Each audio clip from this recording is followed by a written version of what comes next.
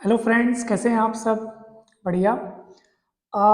Friends, आप जब भी किसी कार्य में लगें तो आप हमेशा उसमें अपना बेस्ट देने की कोशिश करें, शुरू से आखिरी तक।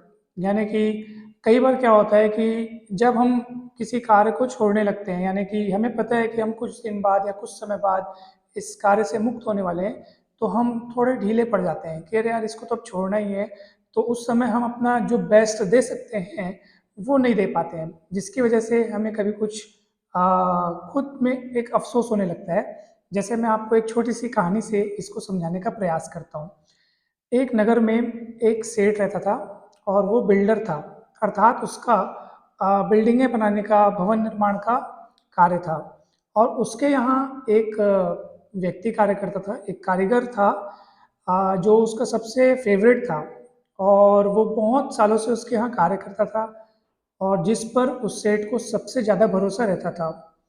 तो और वो काफ़ी सालों से कार्य करते करते उसकी एज भी हो चली थी, वो थोड़ा बूढ़ा हो गया था। तो उसने सोचा कि यार, मैं बहुत दिनों से काम कर रहा हूँ और अब मुझे रिटायरमेंट लेने की ज़रूरत है, क्योंकि हो सकता है कि वो अपने जीवन के कुछ अंतिम वर्ष है, यानी कि कुछ आखिरी समय जो है भगवान की भक्ति में और कुछ समाज सेवा में और दूसरे कार्यों में व्यतीत करना चाहता था।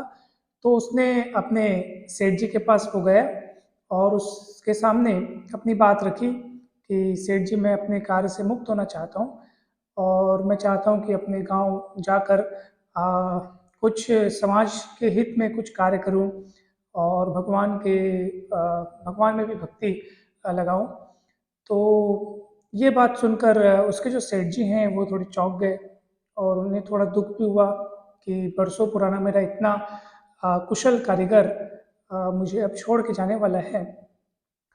तो सेठ जी ने कहा कि भाई, मुझे तो काफ़ी अफसोस होगा। चलिए, अब आप जाने का आपने निर्णय कर ही लिया है, तो आप एक काम कीजिए, एक आखिरी काम करके जाइए। आपने मेरे लिए आज तक इतने सारे मकान बनाकर मुझे दिए हैं, जो कि काफ़ी जिनकी प्रशंसा हुई है, जो अच्छे अच्छे रेट में बिके हैं। तो आप जाते जाते मेरे लिए एक और मकान बना दीजिए और उसके बाद फिर आप चले जाइएगा।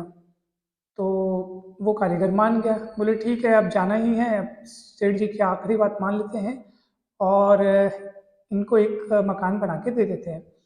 तो वो मकान बनाने के काम में जुट गया, लेकिन उसके मन में इस बात की खुशी थी कि बस ये मेरा आखिरी काम है, इसके बाद मुझे जाना है। सो अब वो मकान बनाने के काम में जुट गया। कुछ दिनों तक तो वो मन लगाकर बनाता रहा, जैसे जो चीज़ जहाँ मिलानी चाहिए वो सब मिलाता रहा, मतलब पूरी तल्लीनता के साथ काम करता रहा। इसी बीच सेठ जी को कुछ काम पड़ गया और उसे दूसरे शहर जाना पड़ा। सेठ जी को सेठ जी के दूसरे शहर जाते ही ये कारीगर के मन के भाव जो हैं थोड़े बदल गए। इसके मन में फिर कैसे भाव आने लगे कि अरे यार, अब सेठ जी दूसरे शहर चले गए हैं मुझे ये कार्य सौंप करके।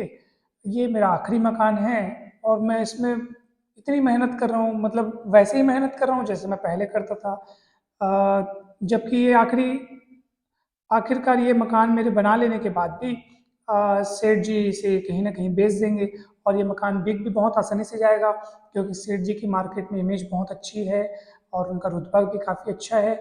सो ये मकान तो बहुत आसानी से बिक जाएगा, तो मैं इसमें इतनी मेहनत क्यों करूं, इतना इसमें दिमाग क्यों लगाऊं, बहुत आसानी से इसको मैं बना सकता हूं।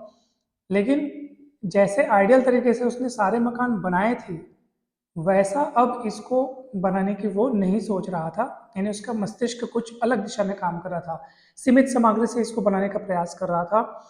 पहले जो जो मटेरियल की आवश्यकता थी, अगर वो दूर में भी उपस्थित होते थे वो मटेरियल, तो उन्हें वहाँ से मंगवा करके ये बनाता था। और अभी अब वो कैसा करने लगा, जो मटेरियल्स उसके पास जैसे तैसे मौजूद हैं उन्हीं से वो मकान बनाने लगा। और मतलब ये मान के चलिए कि थोड़ा बेमन से वो काम करने लगा। खैर, मकान जैसे जैसे बनना था तो वो बन के तैयार तो हो गया।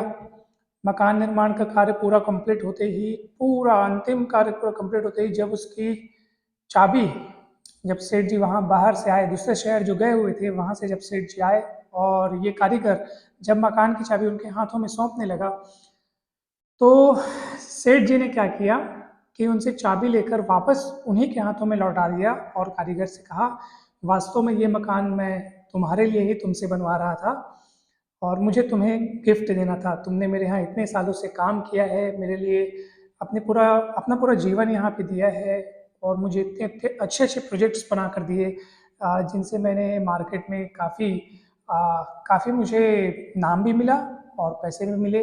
सो मेरी उन्नति में आपका काफ़ी योगदान है, इसलिए मैं चाहता था कि आपको एक गिफ्ट के रूप में एक मकान भेंट करूं और इसीलिए मैं ये मकान आपसे आपके लिए ही बनवा रहा था। सो इसे आप ही रखिए, गिफ्ट समझकर मेरी तरफ से स्वीकार कीजिए।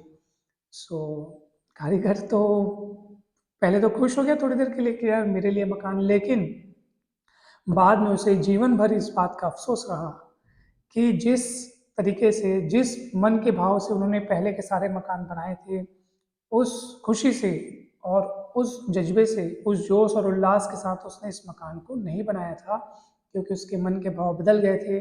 उसने ये सोच लिया था कि बस इसके बाद मुझे जाना है, तो पूरी मेहनत में, पूरा दिमाग और पूरी मेहनत में यहाँ क्यों लगाऊं।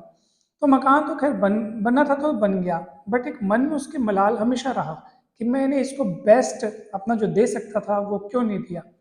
और क्योंकि उस मकान में बाद में उसी को रहना था, उसी को लाइफ टाइम वहाँ पे रहना था। सो ये बात उसको हमेशा मन में खाती रही। सो इस कहानी से हमको क्या सीख मिलती है दोस्तों, कि जब भी हम किसी काम में लगें, तो भले ही आपको उस काम से छुटकारा क्यों न मिलने वाला हो, आप लास्ट तक, एंड पॉइंट तक आप अपना उसमें बेस्ट देते रहें। सो वो भला आपके लिए होने वाला है, उसमें आपको ही लाभ है, क्योंकि वो काम जब भी होगा, भले वो आपसे छूट जाएगा, अगर वो दूसरे के हिस्से में भी आता, मान लीजिए इस कहानी में जो हमने जिस मकान की बात की थी, अगर मान लीजिए वो उसको गिफ्ट के रूप में न मिला होता, वो किसी दूसरे को बेचा जाता, तब भी जिनको वो मकान मिलता वो बहुत प्रशंसा करते कि यार किसने बनाया है, ज़बरदस्त बनाया है, बहुत अच्छा है।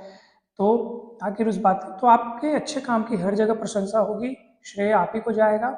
इसलिए आप कोई भी कार्य लास्ट तक करें, बेस्ट तरीके से करें, अपना जितना हो सके उसमें अपना बेस्ट दें।